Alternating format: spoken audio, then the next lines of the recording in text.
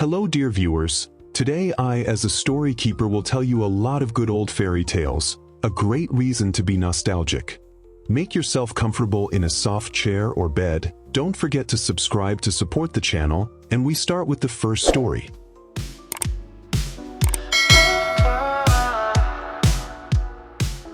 Rumpelstiltskin. Once upon a time, in a kingdom far away, there lived a miller and his beautiful daughter. One day, the miller, hoping to impress the king and improve his family's fortune, boasted to the king, "My daughter can spin straw into gold." The king, greedy and curious, called for the miller's daughter to come to the palace. He had no interest in hearing about the miller's abilities, he only wanted to see the magic for himself. The miller's daughter, terrified and confused, was taken to a grand room full of straw. "I have no idea how to spin straw into gold," the girl cried, trembling in fear. The king, however, was not merciful. "You must do it or you will be punished," he said. "You will spend the night here and spin this room full of straw into gold. If you succeed, you will be rewarded. If not, you will face dire consequences." With that, the door slammed shut, and the girl was locked in the room alone. She sat down, crying in despair, unsure of how she could ever accomplish such a task. But then, to her surprise, the door opened, and in stepped a little man, small, with a pointed nose, and dressed in strange, tattered clothes. He looked at her curiously and asked, "Why are you so sad, dear girl?" The miller's daughter explained the situation, and the little man, hearing her plight, smiled slyly. "I can help you spin the straw into gold," he said, "but I will need something in return." Desperate, the girl agreed to offer him her necklace, which was the most precious thing she had. The little man took the necklace, sat down at the spinning wheel, and in the blink of an eye, spun all the straw into golden threads. The room was filled with shimmering gold. The next morning, the king was overjoyed to see the room full of gold. But his greed only grew. He locked the miller's daughter in another room, even bigger than the last, and ordered her to spin more straw into gold. Again, she was helpless, but the little man appeared once more. "You have nothing left to give me," he said with a smirk. "But if you promise me your firstborn child, I will help you again." The miller's daughter was horrified, but the little man insisted that it was the only way. Fearing for her life, she reluctantly agreed. The little man once again spun the straw into gold, and the king, thrilled with the result, was even more impressed. But as time passed, the miller's daughter grew worried. The king, seeing the beautiful room full of gold, decided to marry her. They were wed, and soon she became queen. Years went by, and the queen gave birth to a child, a beautiful baby boy. But just as she was enjoying the happiness of motherhood, the little man came back to claim his prize. He appeared before the queen and demanded the child, as she had promised. The queen was heartbroken and begged the little man to let her keep her son. She promised to give him anything she could to keep the child, but the little man, his eyes cold, only smiled and said, "I will let you keep the child if you can guess my name within 3 days. If you can, the child will be yours, and you will be free from the bargain." The queen, desperate, set out to learn the little man's name. She sent her servants out to search the land, asking everyone they met if they knew of any unusual names. For 2 days she heard many names, but none seemed to be the right one. On the third day, the queen's servant returned, excited, with a story about a strange little man he had seen dancing around a fire in the forest, singing a song with a curious refrain. Tonight I will win the game. For tomorrow, I will tell my name. Rumpelstiltskin, that's what I'll be called. And with it, my victory is finally installed." The queen was overjoyed to have learned the little man's name. When he appeared before her to claim the child, she asked him, "What is your name?" The little man, thinking that he had won, replied, "Rumpelstiltskin." The queen smiled triumphantly, and with that, the spell was broken. The little man, furious that he had been outsmarted, stomped his foot so hard that he made a hole in the ground, and with a final, angry cry, he vanished, never to be seen again. The queen and her child were free, and the king, who had heard what happened, praised his wife for her cleverness and bravery. They lived happily ever after, and the miller's daughter, now a queen, never forgot the lesson she had learned. Always be careful with promises, for they may come with unexpected costs.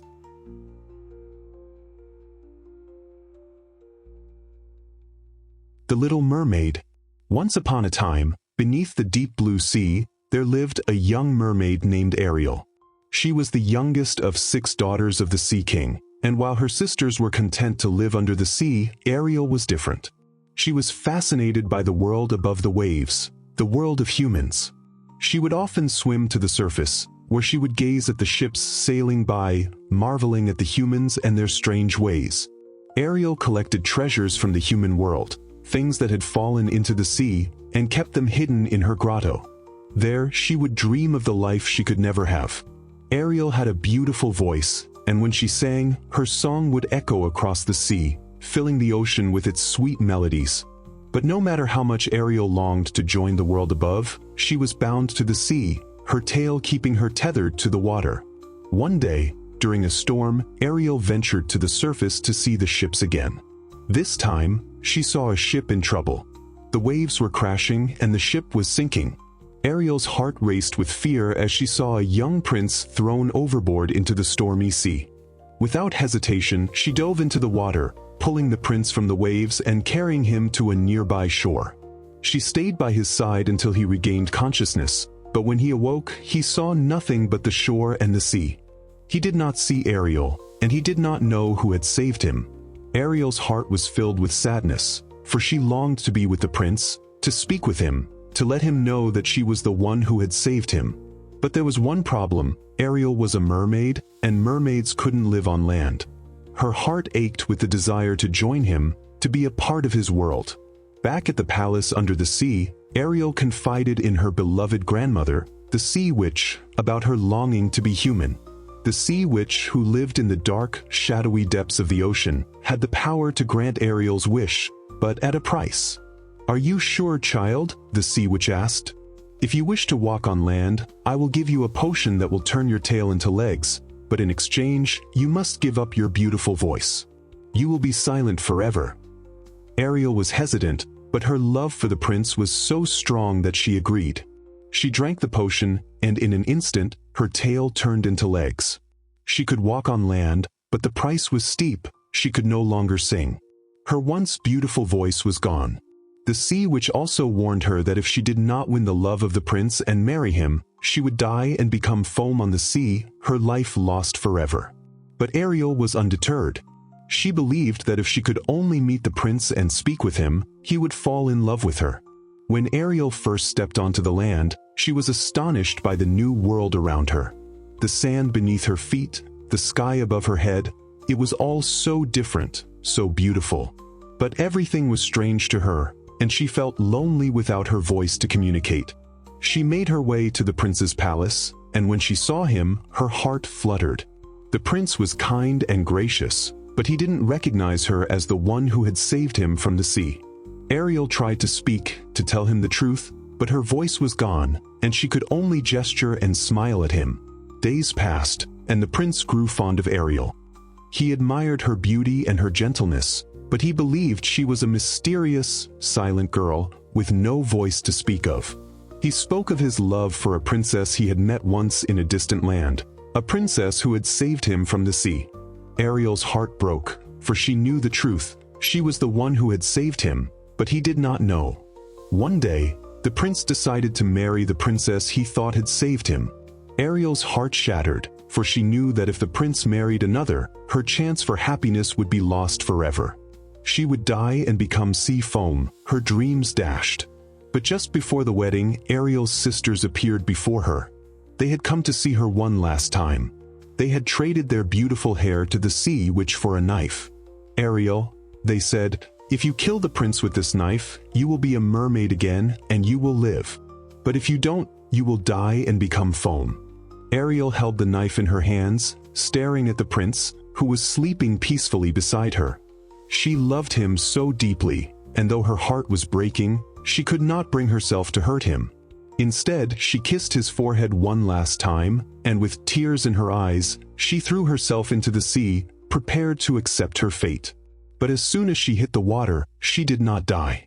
Instead, she felt a strange warmth and lightness. She found herself surrounded by kind spirits, the daughters of the air, who told her that because of her selfless love and sacrifice, she had earned a chance to live.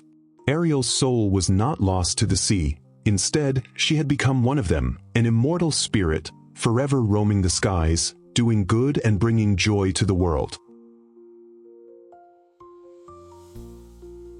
Thumbelina. Once upon a time, there was a kind woman who longed for a child of her own. She had no children, and though she lived alone in a cozy little cottage, she wished for someone to love and care for. One day, an old woman came to visit her. She gave the woman a tiny, magical seed and told her to plant it in a flower pot. The woman, curious but hopeful, did as the old woman said. The next morning, when she went to check on the seed, she was amazed to see a beautiful, glowing flower blooming in the pot. It was unlike any flower she had ever seen. She gently touched the petals, and as she did, a tiny, delicate girl appeared before her, no bigger than a thumb. The woman gasped in astonishment, but the little girl smiled up at her. "I am Thumbelina," she said softly, and so she was named. The woman was overjoyed to have such a tiny, sweet child to love. Thumbelina lived happily with her, playing and singing in the little cottage. Despite her small size, she had a heart full of love and a spirit that was as big as the world itself. But as Thumbelina grew older, she began to realize that she was different from everyone else. She was so tiny, and the world seemed so vast and sometimes lonely. One day, as Thumbelina was singing by the window, a curious creature appeared. It was a frog, and he had come to the cottage, drawn by her sweet voice. The frog looked at Thumbelina and, with a sly smile, said, "You would make a perfect bride for my son, little one." "Your son?" Thumbelina gasped. "But I am too small, too young." The frog, however, was not to be deterred. He leapt onto the windowsill and said, "You are the perfect bride, and I will make sure that you marry my son. Come with me, little Thumbelina, and I will take you to my home." Before Thumbelina could protest, the frog snatched her up and carried her off to his home by the pond. She was terrified and confused, but there was nothing she could do. The frog's son was an even bigger frog, and Thumbelina shuddered at the thought of marrying him.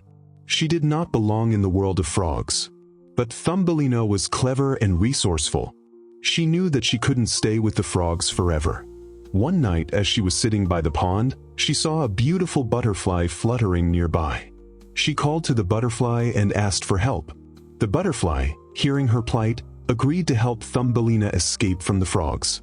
With the butterfly's help, Thumbelina was carried away to safety. Thumbelina found herself free, but now she was alone in the wide, open world. She wandered through forests, over fields, and across rivers, meeting many different animals along the way. She was so tiny that she had to find clever ways to survive, hiding under leaves when it rained, sleeping in the hollows of flowers, and befriending birds and insects that were kind to her. One day, while walking through a meadow, Thumbelina met a charming, handsome mouse. He was very kind and offered her a home in his cozy burrow. She accepted gratefully, and for a while, she lived happily with the mouse. He even introduced her to his friend, a mole, who was quite rich and lived in a grand underground home. The mole admired Thumbelina and, seeing her beauty, proposed marriage to her. But Thumbelina was not in love with the mole. Though the mole was kind and wealthy, she felt no affection for him. She longed for freedom, for love, for someone who truly understood her. She explained this to the mole and, though he was disappointed, he respected her wishes. As Thumbelina continued her journey, she found herself more and more alone, but she never gave up hope. One spring day, as she was resting beneath a blooming flower, a charming little bird landed beside her. It was a swallow, and it had a kind, gentle voice. The swallow spoke to Thumbelina, telling her of a wonderful place, a warm, sunny garden where the flowers always bloomed and where she could live happily. The swallow offered to take Thumbelina there, and Thumbelina eagerly agreed. The bird carried her high into the sky, soaring above the trees, across the rivers, and over the mountains. Finally, they arrived at the beautiful garden, and when Thumbelina looked around, she couldn't believe her eyes. It was a magical place, full of flowers and sunshine, and the air smelled sweeter than anything she had ever known.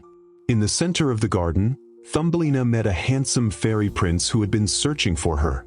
The prince had heard of her beauty and her kind heart, and he had been searching the world for her. When he saw Thumbelina, he knew that she was the one he had been looking for. Thumbelina, too, felt an instant connection with the prince, and the two quickly fell in love. The prince, seeing how kind and gentle Thumbelina was, asked her to be his wife. Thumbelina joyfully accepted, and they were married in a beautiful ceremony, surrounded by flowers, birds, and the creatures of the garden. Thumbelina had finally found her true home, among the fairies, in a world where she was cherished and loved for who she was. She had started as a tiny little girl with big dreams, and now she was living her dreams with the prince, in a place where she could be herself and live happily ever after. The Pied Piper of Hamelin.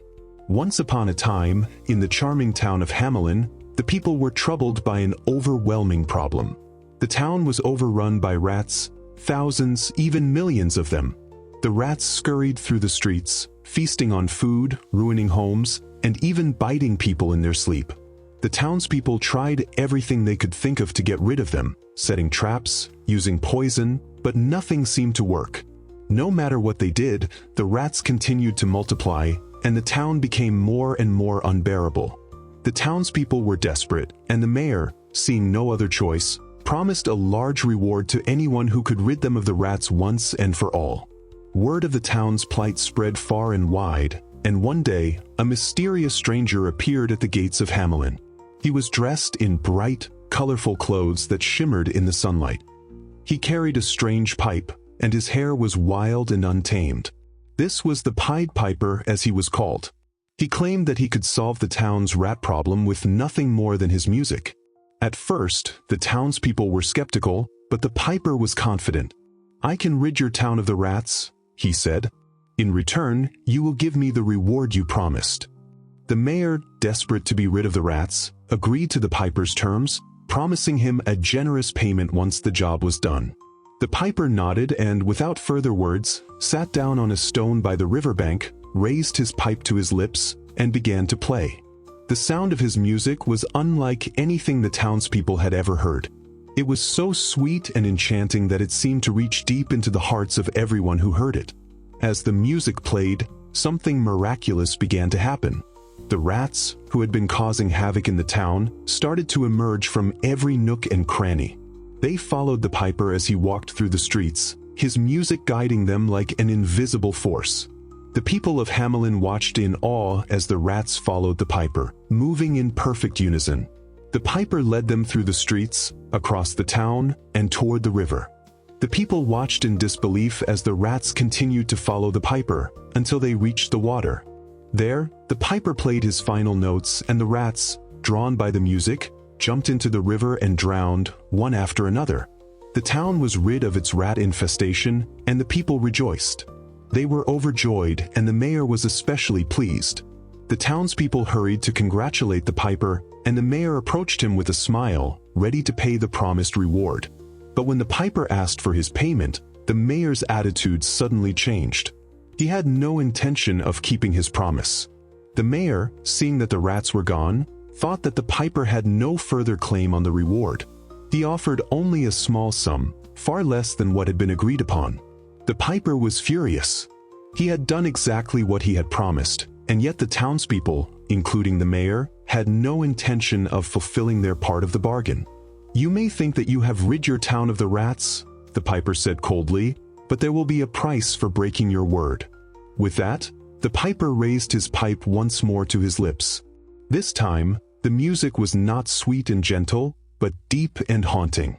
As the piper played, a strange thing began to happen. One by one, the children of Hamelin, who had been watching the scene unfold, began to follow him. They were drawn to the music, just as the rats had been. The piper led the children out of the town, through the streets, and out of Hamelin. The townspeople tried to stop him, but they were powerless against the piper's magical music. The children followed him, mesmerized by the sound, and they walked in silence, their feet moving in perfect harmony with the tune.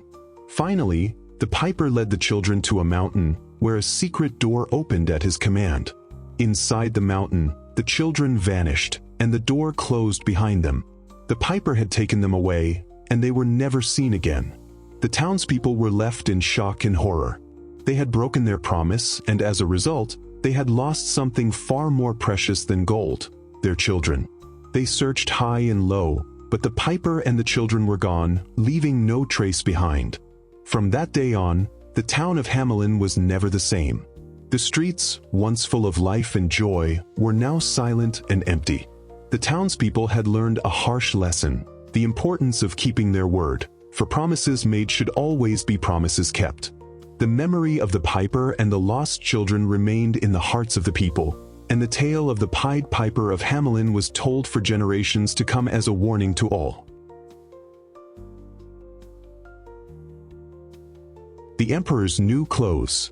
Once upon a time, in a grand kingdom, there lived a very vain emperor. He loved nothing more than wearing the finest clothes. He would spend his days in his palace, admiring himself in the mirror, always looking for new ways to impress the people with his extravagant wardrobe.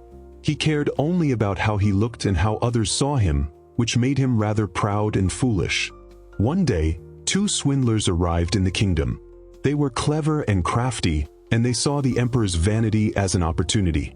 They claimed to be weavers and told the emperor that they could make him the most magnificent clothes in the world, clothes that were not only beautiful but also magical. These clothes, they said, would be invisible to anyone who was unfit for their position or too foolish to appreciate their beauty. The emperor, who was always eager for something new and extravagant, was intrigued. Magical clothes, he thought. This is just what I need. I will appear even more magnificent than ever. He immediately gave the two swindlers a large sum of money and ordered them to begin work on the clothes. The swindlers set up looms and pretended to weave the magical fabric. They worked day and night, but of course, there was no fabric at all. They simply pretended to weave and to cut the cloth, and the emperor, so eager to see the finest garments, was afraid to admit that he couldn't see the fabric. He didn't want anyone to think that he was unfit for his position or too foolish to appreciate the clothes, so he said nothing and praised their work instead. As time passed, the emperor became more and more excited to see his new clothes. He sent his trusted minister to check on the progress. The minister, just as the emperor had done, was afraid to admit that he saw nothing. He too did not want to appear unfit for his position. So, he praised the non-existent clothes and reported back to the emperor that the garments were stunning beyond belief. The emperor, now growing more eager, sent another official to inspect the clothes.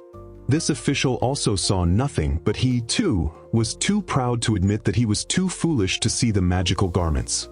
How could I possibly be too stupid to appreciate such wonderful clothing? He thought. I will pretend to see them and praise them just like everyone else. The emperor, hearing such glowing reports from all of his ministers, decided that it was finally time to wear his new clothes in a grand parade. The swindlers dressed him in the invisible clothes, and they pretended to help him put them on. The emperor, not wanting to appear foolish, looked in the mirror and admired himself, seeing nothing but his own prideful reflection. He didn't want to admit that the clothes were non-existent, so he proudly strode out of his palace and into the streets, surrounded by his ministers and subjects. The people of the kingdom, standing in awe of the emperor's new clothes, dared not speak up. Each one was afraid that if they said they couldn't see the clothes, they would appear unfit or foolish. They all murmured their approval, praising the emperor's magnificent attire, even though none of them could see anything at all. They didn't want to be thought of as foolish, so they all played along. But then, something unexpected happened. A little child, standing in the crowd, looked up at the emperor as he passed by.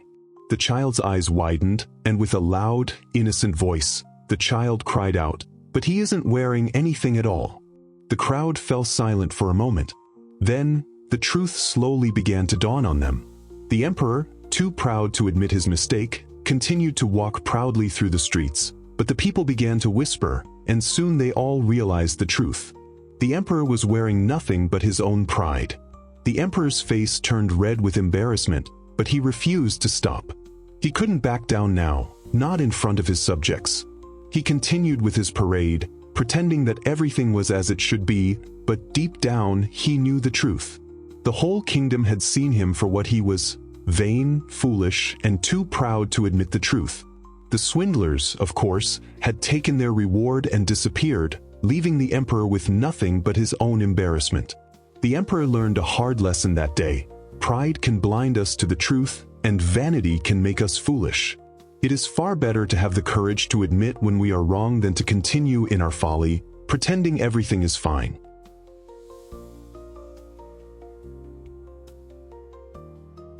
The Snow Queen.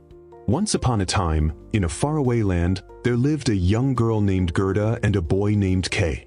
They were the best of friends, inseparable companions who played together every day in the streets of their village. Kay lived in a small house next door to Gerda, and the two spent hours laughing and playing in the sunshine. They were like brother and sister, and their love for each other was pure and strong. One winter's day, a mysterious and powerful figure appeared.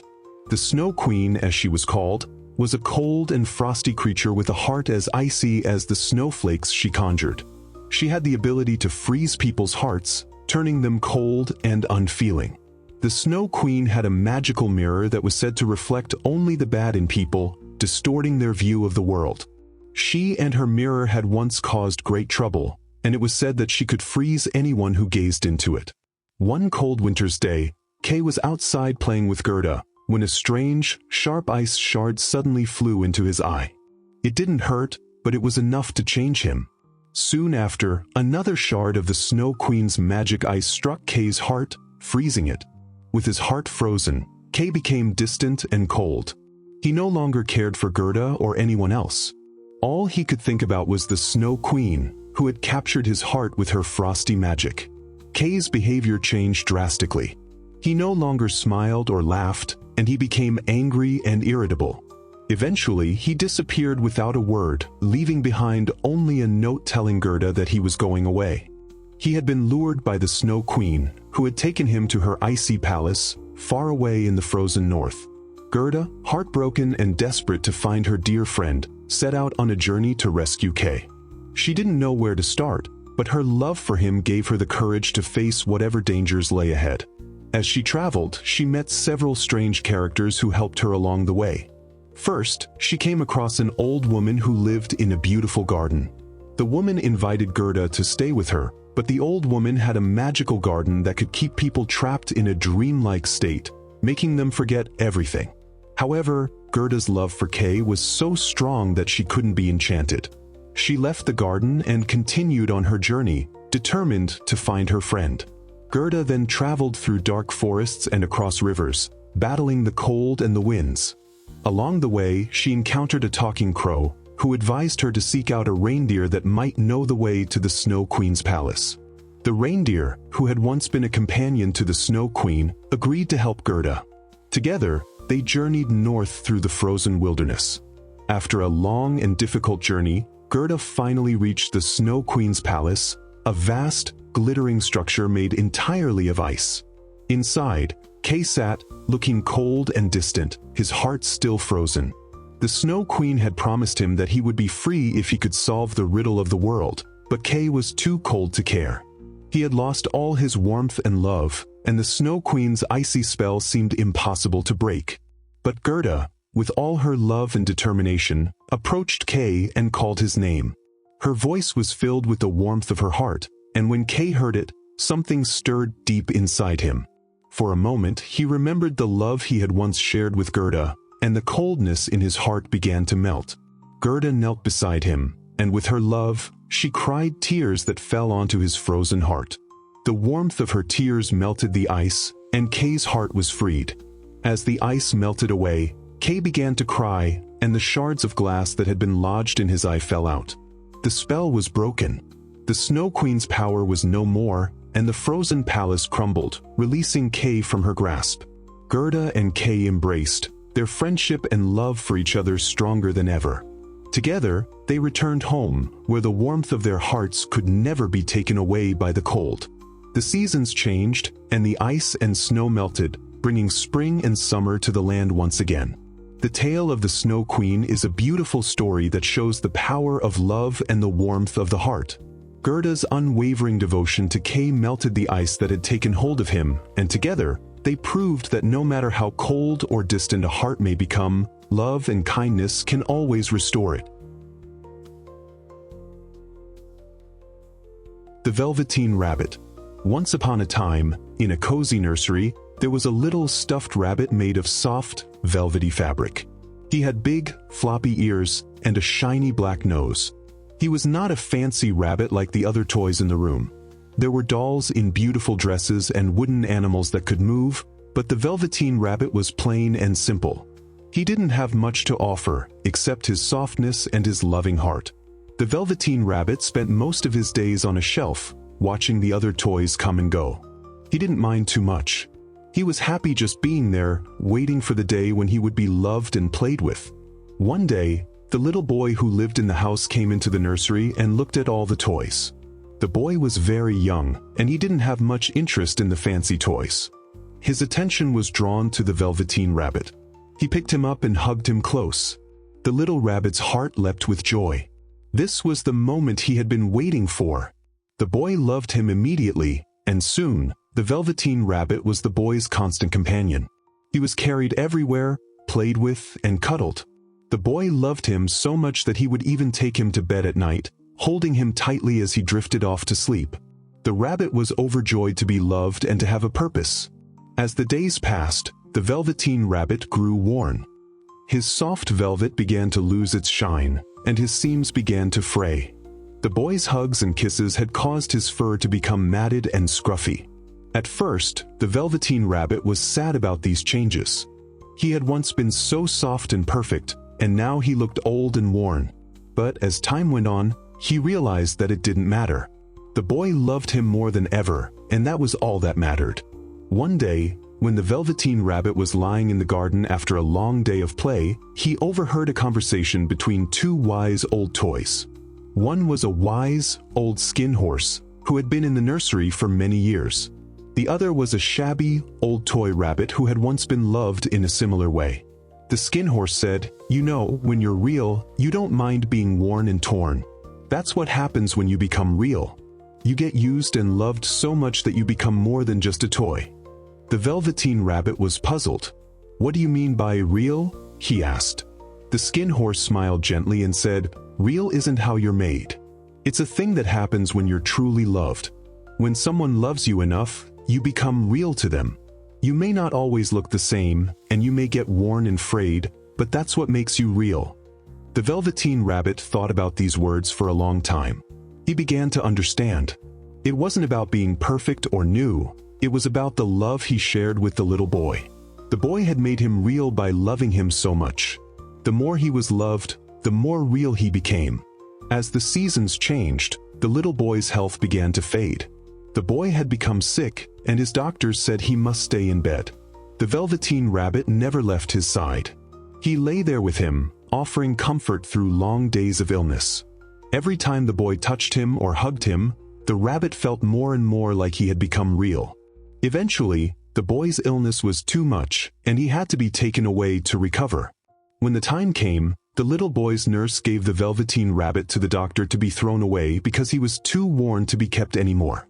But just as the Velveteen Rabbit was about to be discarded, something magical happened. As the little boy's nurse and doctor walked away, a fairy appeared. She had been watching the Velveteen Rabbit for a long time, and because he had been loved so deeply, she decided to grant him a special gift. With a wave of her wand, the fairy turned the Velveteen Rabbit into a real rabbit, just like the kind that hops in the fields.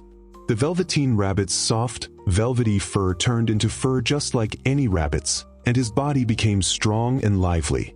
He looked just like a real rabbit now.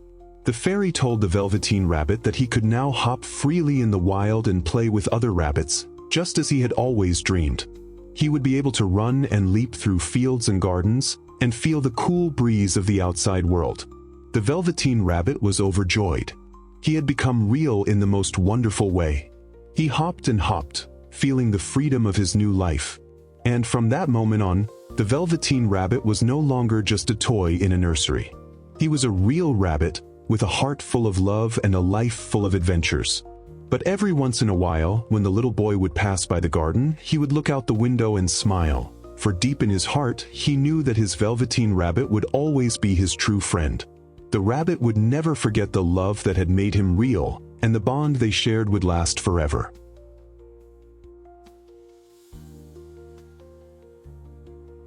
Peter Pan. Once upon a time, in a quiet nursery in London, there lived a little boy named Peter Pan, a boy who never grew up. Peter didn't belong in the nursery, though, because he didn't live there. He lived in a magical world called Neverland, a place where children never grew older, where fairies and pirates roamed, and where adventure awaited around every corner. Peter loved to visit the nursery of the Darling family, where 3 children lived: Wendy, John, and Michael. One evening, while the children were fast asleep, Peter slipped in through the window and began to play with their toys. He was a mischievous little boy, always up to something exciting. But as he played, something unexpected happened. Wendy woke up. At first, she was surprised to see him, but Peter quickly made her believe in the magic of Neverland. He told Wendy that he was the boy who would never grow up and that he could fly. Wendy was intrigued, and as she listened to him, she felt a strange sense of wonder. Peter invited Wendy, along with her brothers, John and Michael, to join him on an adventure to Neverland. "Come with me," he said. "You'll never have to grow up, and we'll have adventures all day long." With a sprinkle of magical fairy dust from his friend, Tinker Bell, and the power of their belief, they all flew out the window and soared through the night sky, leaving London far behind them. They flew high above the clouds, across oceans, and toward a land that was as wild and fantastic as their imaginations. When they arrived in Neverland, they were greeted by a world filled with strange creatures, exciting adventures, and daring dangers. There were the Lost Boys, a group of children who, like Peter, never grew up. They lived in the forest and had exciting adventures, always escaping from the threats of pirates and wild animals. But the greatest danger in Neverland was the pirates, led by the cruel and fearsome Captain Hook. Hook was an old enemy of Peter Pan, and he was always plotting to capture Peter and defeat him. Hook was a sinister figure with a sharp hook for a hand, and he had a deep hatred for Peter Pan, who had once cut off his hand and thrown it to a crocodile. Ever since then, Hook was haunted by the ticking sound of the crocodile that followed him everywhere, hoping to eat him up. In Neverland, the children embarked on many thrilling adventures. Wendy became like a mother to the Lost Boys, telling them stories of far-off lands and teaching them how to care for each other. John and Michael had their own adventures, exploring the jungle and helping the Lost Boys defend their home from the pirates. But the greatest adventure of all came when Peter and the children had to face Captain Hook and his pirates. Hook had a dastardly plan to capture Peter and get rid of him once and for all. He lured Peter into a trap by kidnapping the Lost Boys and trying to bargain with Peter for their release. There were battles and clever escapes, with Tinker Bell helping Peter with her magic and the children working together to outwit the pirates. Finally, in a dramatic showdown, Peter and Hook faced off in a fierce duel. Peter, quick and clever as always, outwitted Hook and defeated him. The pirates, seeing their leader defeated, scurried off, and peace was restored to Neverland. But even though Peter and the children had won the day, there was a difficult decision to make. Wendy and her brothers had spent a long time in Neverland, and as much as they loved it, they knew they had to return home. They could not stay in Neverland forever. They had families waiting for them. So, after saying a heartfelt goodbye to the Lost Boys and promising to return one day, Peter flew Wendy, John, and Michael back to their nursery in London. Their parents, who had been worried about them, were overjoyed to see them return safely. The adventure was over, and they were once again in the warmth and safety of home. But Peter Pan did not grow up. He couldn't. He was the boy who would never grow old. And so, every once in a while, he would fly back to the nursery window to visit Wendy and her brothers. He would take them on new adventures in Neverland and remind them of the magic that lives in the heart of every child. Wendy, John, and Michael grew older, but they never forgot Peter and the adventures they had shared. They remembered the lesson Peter had taught them, that it's important to hold on to the childlike wonder within us, no matter how old we become. And though they grew up, they always kept a part of Neverland in their hearts. And Peter Pan, The boy who never grew up continued to fly across the skies, seeking new adventures, and sharing the magic of Neverland with those who still believed.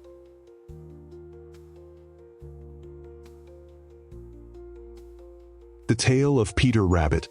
Once upon a time, there were 4 little rabbits who lived with their mother in a cozy burrow under the root of a big fir tree. Their names were Flopsy, Mopsy, Cottontail, and Peter. They were all very good little rabbits, except for Peter, who had a curious and mischievous nature. One morning, Mrs. Rabbit called her 4 little ones together and said, "Children, I'm going to the baker's shop to buy some bread and milk. You may play in the garden, but remember, do not go into Mr. McGregor's garden. Your father had an unfortunate experience there, and I do not want you to get into trouble." Flopsy, Mopsy, and Cottontail nodded obediently, but Peter, who had a bold and adventurous spirit, could not resist the temptation to visit the very garden his mother had warned him about. So, while his siblings stayed in the garden, playing and nibbling on clover, Peter crept under the gate that led into Mr. McGregor's garden. Oh, how wonderful it was! The garden was full of bright green lettuces, juicy carrots, and radishes, and Peter's stomach rumbled just thinking about it. He couldn't help himself. He began nibbling on the tasty vegetables, one by one. But poor Peter did not realize that Mr. McGregor, the gardener, was watching from a distance. Mr. McGregor was a tall, grumpy man with a large garden, and he did not like rabbits eating his vegetables. Soon, Mr. McGregor noticed Peter and began to chase him with a rake in his hands. "Stop, thief!" Mr. McGregor shouted, running after Peter. Peter's heart raced in fear as he scrambled through the garden, trying to find a way out. He darted between rows of vegetables and under the vines, but Mr. McGregor was fast and determined. Peter tried to escape through a small hole in the fence, but he was too late. Mr. McGregor was right behind him, and Peter got stuck. In a panic, Peter squeezed through the hole just in time, but not without losing his jacket and shoes along the way. He ran as fast as his little legs could carry him, panting with fear.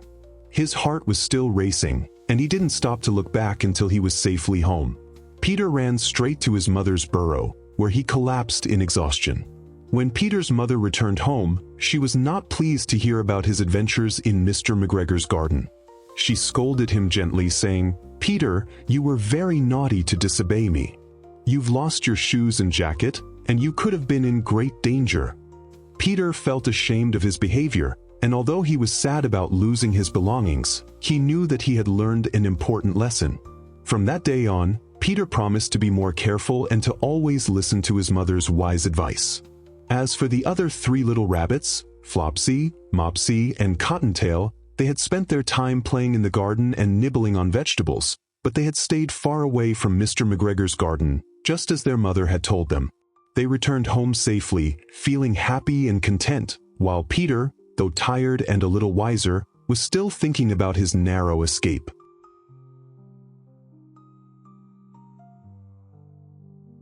Alice's Adventures in Wonderland. Once upon a time, there was a little girl named Alice, who was sitting by a riverbank with her older sister.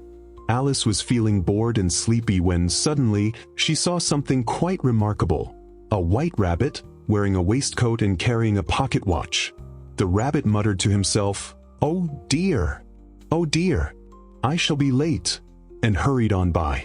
Curious as can be, Alice jumped to her feet and followed the white rabbit. She followed him down a rabbit hole, and before she knew it, she was falling down into the dark, deep hole. She fell for what seemed like an eternity, and when she finally landed, she found herself in a strange, new world, Wonderland. Alice was amazed by what she saw around her. There were doors of all sizes, and in front of one door was a small key that fit perfectly into the lock. However, the door was too small for Alice to go through. Next to the door was a bottle with a label that read, "Drink me." Alice, feeling adventurous, took a sip, and to her surprise, she began to shrink down to a size small enough to fit through the door. But alas, she realized she had forgotten to bring the key to unlock the door. Alice's next adventure involved a cake labeled "Eat Me," and when she ate it, she grew so large that she became trapped in the room, her head and arms pressing up against the ceiling. Oh, how puzzling everything was! She had never seen such a world, where things grew and shrank without any sense or reason. As she wandered through Wonderland, Alice met a host of curious and peculiar characters. One of the first was the White Rabbit, again. But this time, he was in a hurry, and he invited Alice to follow him to a tea party. This led Alice to the March Hare and the Dormouse, who were having an endless tea party. The table was set with mismatched cups and teapots, and the conversation was completely nonsensical. They were constantly moving their cups and plates, having ridiculous debates, and trying to make sense of their nonsensical world. The Hatter and the Hare were especially fond of riddles and puzzles that didn't make any sense at all, like asking, "Why is a raven like a writing desk?" A question that still confounds Alice to this day. Next, Alice found herself in a garden where she met the Queen of Hearts, a temperamental monarch with a love for shouting, "Off with their heads!" The Queen ordered Alice to play a strange game of croquet, using flamingos as mallets and hedgehogs as balls. The game was chaotic and bizarre, with the Queen constantly threatening to have everyone's heads chopped off. After escaping the Queen's chaotic court, Alice ventured into the Cheshire Cat, a grinning feline who could appear and disappear at will. The Cheshire Cat gave Alice cryptic advice, telling her that everyone in Wonderland was mad, including herself, and that if she didn't know which way to go, it didn't matter which path she took. In her travels, Alice came across the caterpillar, who was sitting on a mushroom, smoking a hookah. The caterpillar asked Alice, "Who are you?" But Alice didn't know the answer herself. The caterpillar told her to eat from the mushroom to change her size. One side would make her grow taller, and the other would make her shrink.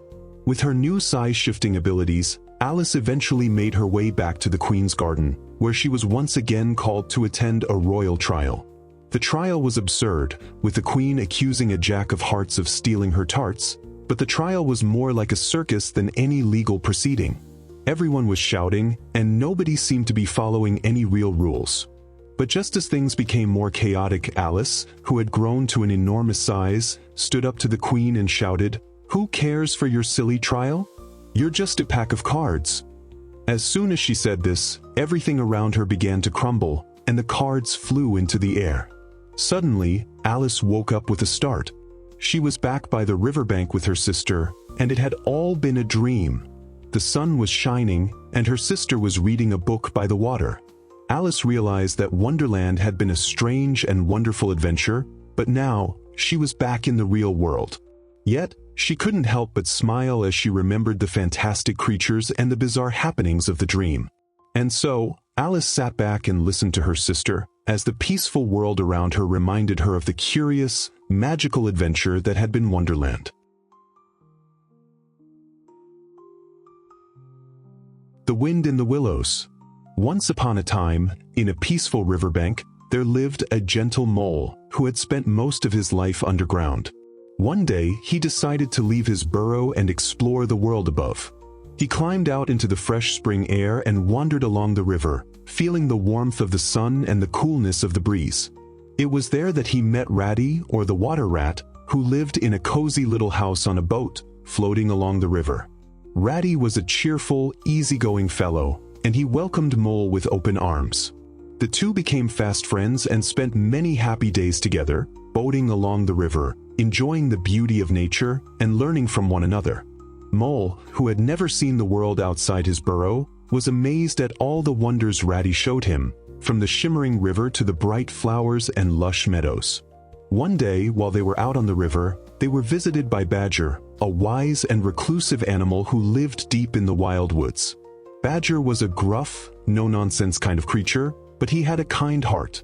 He was known for being a solitary figure, preferring to stay away from the hustle and bustle of the other animals, but he was always ready to offer advice or help when it was needed.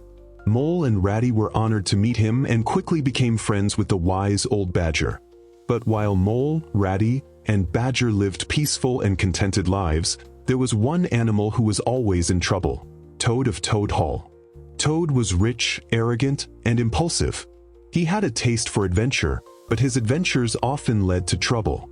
Toad had a great passion for motor cars, and one day he decided to take one for a ride.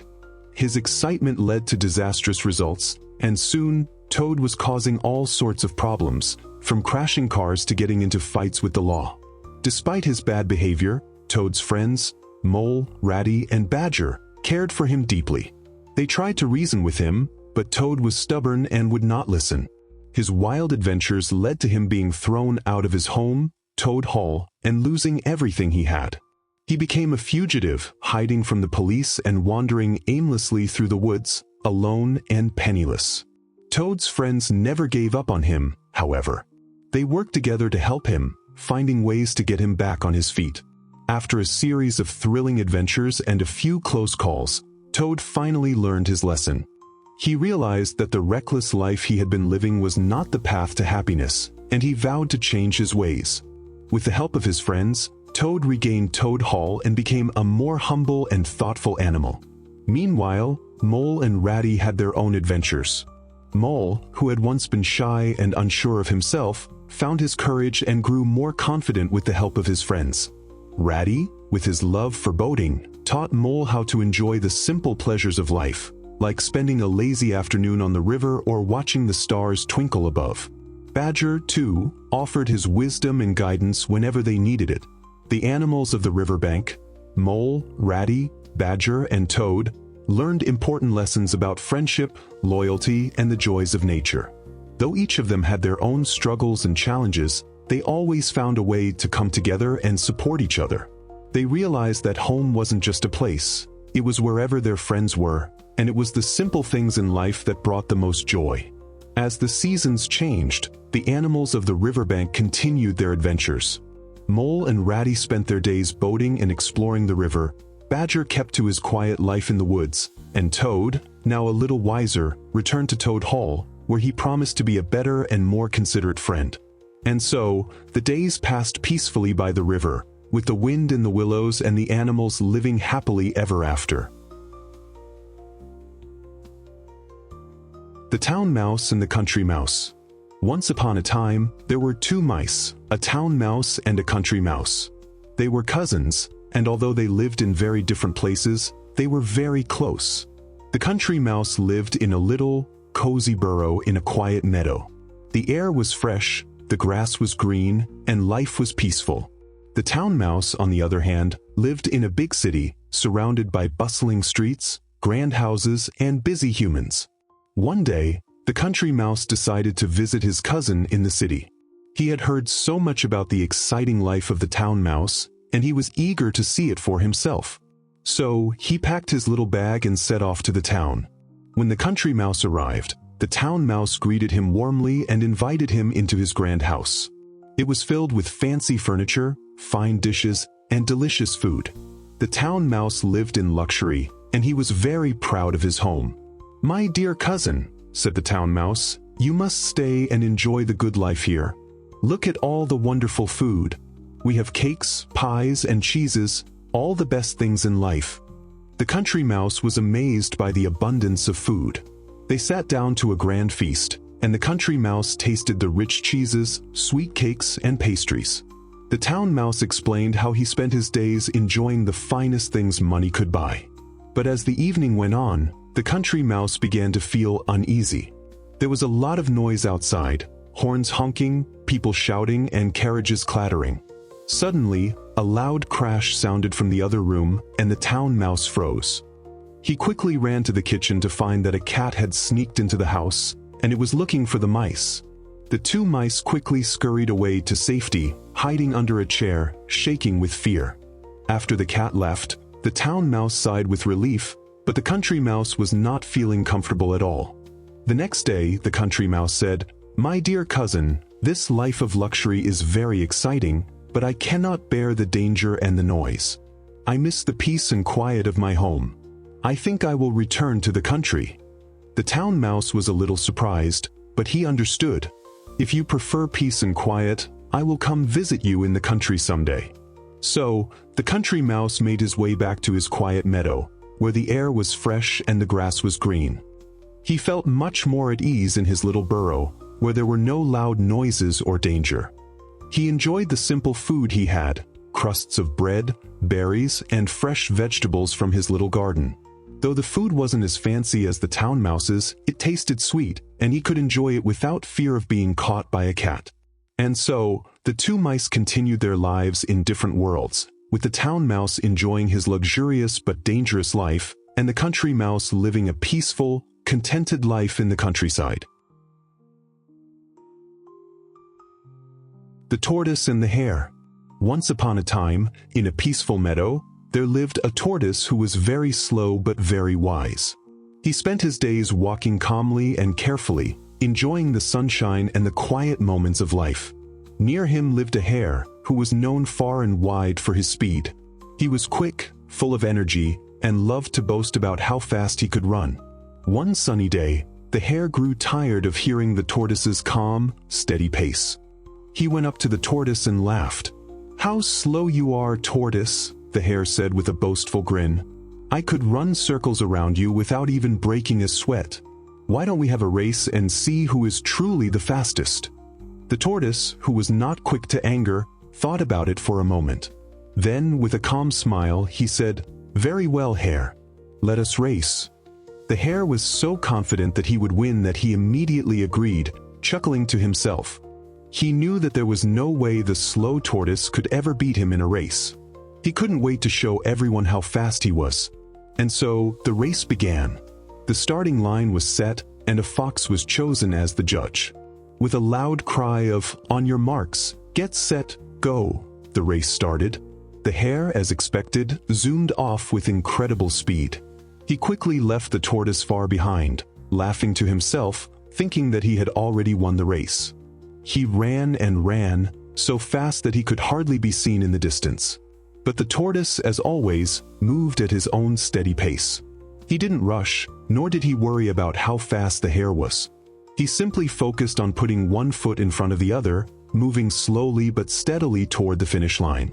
After running for a while, the hare grew tired and noticed that the tortoise was nowhere in sight.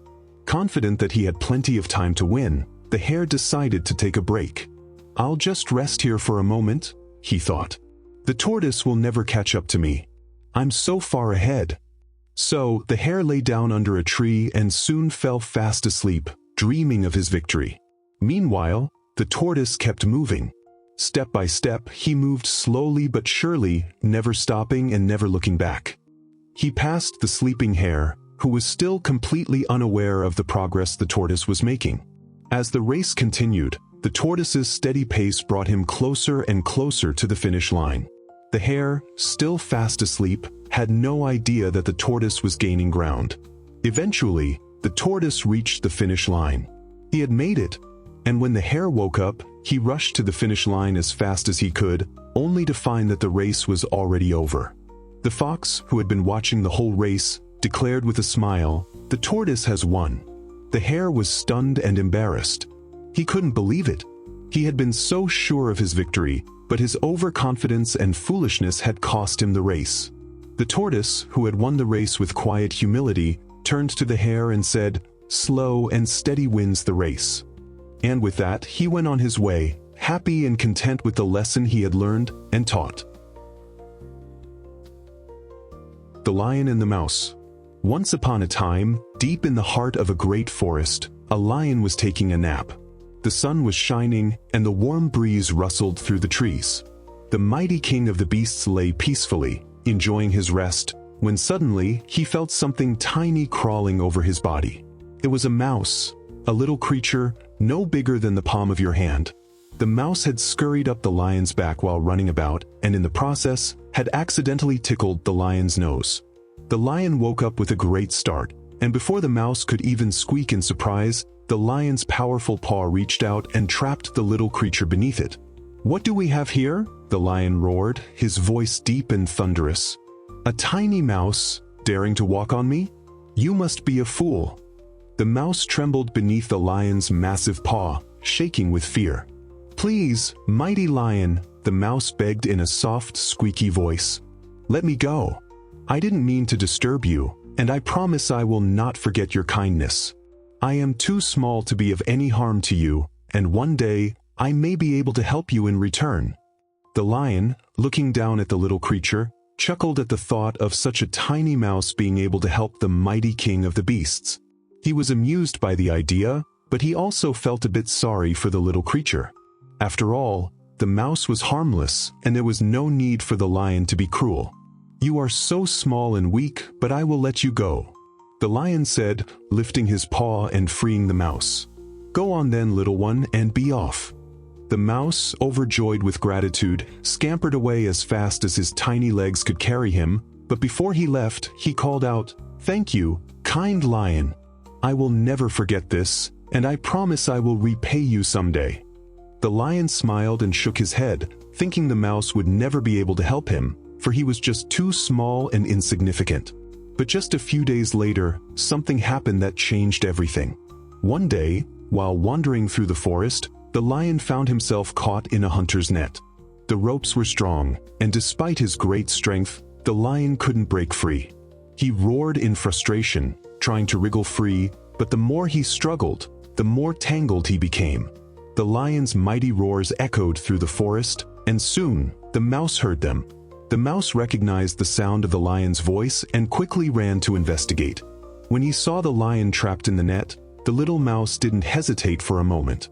"I can help," the mouse squeaked, and without a second thought, he scurried up to the net. Using his sharp little teeth, the mouse began to nibble at the ropes. It took some time, but the mouse worked tirelessly, chewing through the thick ropes with determination. Finally, after a few minutes, the ropes snapped, and the lion was free. The lion was stunned. He had never imagined that this tiny creature, whom he had spared just a short while ago, could be the one to save him. The mouse looked up at him with a smile and said, "You see, mighty lion?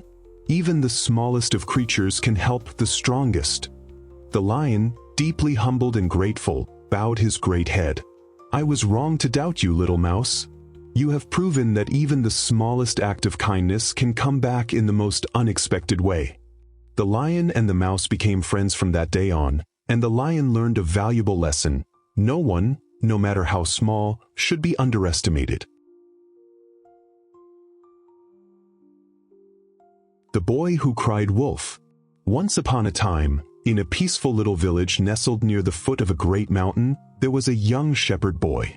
This boy was given the responsibility of watching over the village's sheep. His job was to take them out to the hillside each day to graze, and make sure they were safe from harm. At first, the boy was happy to do his work. He would lead the sheep to the grassy meadows, watching over them as they fed, with no trouble at all. But as the days went by, the boy began to get bored. He longed for something more exciting, something that would break the monotony of his daily routine. One day, while the sheep were grazing peacefully on the hillside, the boy had an idea. He looked around, and seeing no one, he thought to himself, "What if I cried out that a wolf was coming?"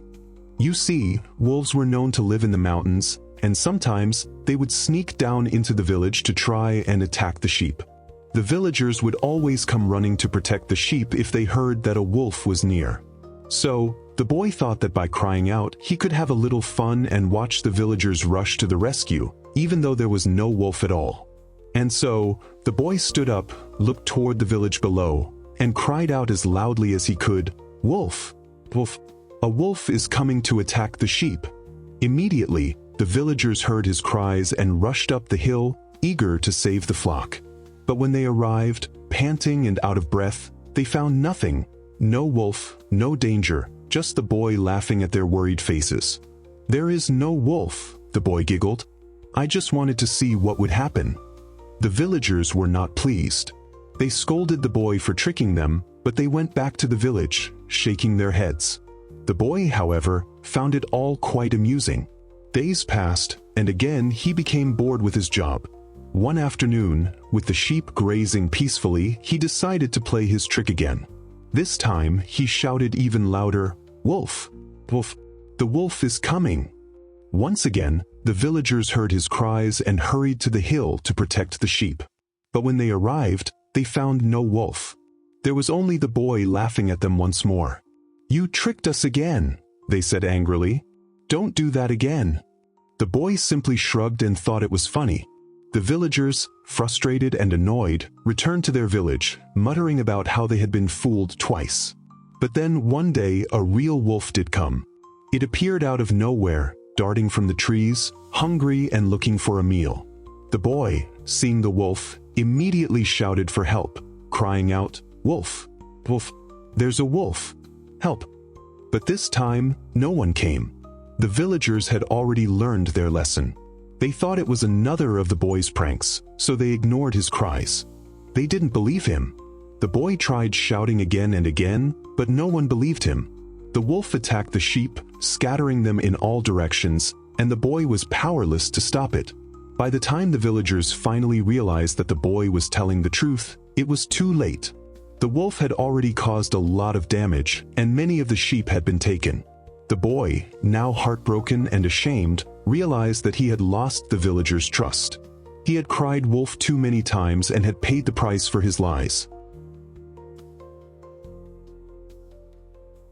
Snow White and the Seven Dwarfs.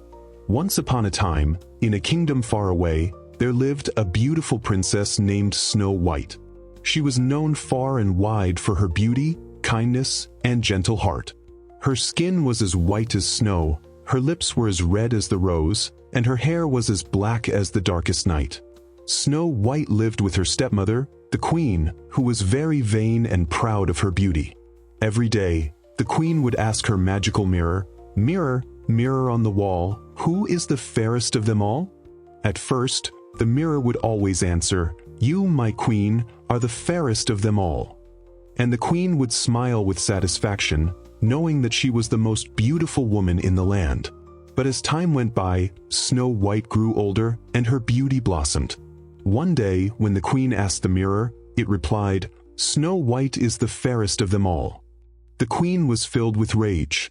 How could anyone, especially her stepdaughter, be more beautiful than she? Her jealousy grew so strong that she became obsessed with getting rid of Snow White. So, she ordered her huntsman to take Snow White into the forest and kill her. But the huntsman, seeing how innocent and kind Snow White was, could not bring himself to harm her. Instead, he told her to run away and never return to the castle. Snow White, terrified and heartbroken, ran through the dark forest until she was too tired to go on. As night began to fall, she found a small cottage hidden among the trees. She knocked on the door, and when no one answered, she entered. Inside, she found a cozy little home with 7 tiny beds, each one perfectly made. Exhausted, Snow White lay down on one of the beds and soon fell into a deep sleep. Meanwhile, the queen's magic mirror told her that Snow White was still alive. Furious, the queen decided to take matters into her own hands. Disguised as an old peddler woman, she crafted a poisoned apple that would cause anyone who ate it to fall into an eternal sleep. She then traveled to the cottage where Snow White was resting. When she arrived, she knocked on the door, and Snow White, who was very trusting, answered. The queen, disguised as the old woman, offered her the poisoned apple and said, "Take a bite, my dear, and your dreams will come true." Snow White, not recognizing the queen in disguise, took the apple and bit into it. Instantly, she collapsed, falling into a deep, enchanted sleep. The queen, seeing that her plan had worked, left the cottage, satisfied that she had finally gotten rid of Snow White. When the 7 dwarfs returned home that evening, they found Snow White lying on the ground, lifeless. They were heartbroken, and no matter how much they tried to wake her, they couldn't. They placed Snow White in a glass coffin and mourned her loss. The news of the beautiful princess's fate spread far and wide, and many came to see her, but no one could bring her back to life. One day, a prince who had heard of Snow White's beauty and kindness came to visit the dwarf's cottage. When he saw Snow White in the coffin, he was overcome with love and sadness. He bent down to kiss her, and when his lips touched hers, something magical happened. The kiss of true love broke the spell, and Snow White's eyes fluttered open. The dwarfs and the prince were overjoyed. Snow White had been awakened from her deep slumber, and she was alive once more. Snow White and the prince soon fell in love, and they were married in a grand ceremony. The queen, upon hearing the news, rushed to the castle to confront Snow White, but when she looked into her mirror one last time, it told her that Snow White was not only the fairest in the land but also happily married to the prince. Filled with rage, the queen tried to do something wicked, but she was stopped by her own jealousy and her own hatred. She was never seen again. And so, Snow White and the prince lived happily ever after, ruling the kingdom with kindness and love, and the 7 dwarfs remained her dear friends. As we come to the end of our journey through these timeless fairy tales, I hope you've enjoyed each story and the valuable lessons they bring. Whether it's the courage of Little Red Riding Hood, the wisdom of the tortoise and the hare, or the kindness of the lion and the mouse, each tale offers a gentle reminder of the power of love, honesty, and doing what's right. These stories teach us about the importance of kindness, the consequences of vanity, and the value of hard work and patience. They remind us that no matter how small we are or how difficult life seems, kindness and perseverance will lead us to success. Whether it's trusting others, believing in ourselves, or simply treating others with respect, each fairy tale leaves us with something to think about as we face our own challenges in the real world. Fairy tales, with their magic, wonder, and morality, have a way of speaking to our hearts, no matter how old we are. They remind us that goodness always triumphs over evil, that love can conquer all, and that there's always hope, even in the darkest of times. So, as you drift off to sleep tonight, remember the lessons these stories have shared with us. And always remember, no matter how big or small, your actions matter, and they can make a difference in the world. Thank you for joining me on this journey through these wonderful tales. If you enjoyed these stories, don't forget to like, share, and subscribe. Until next time, my dear friend, good night, and may your dreams be as magical as these stories.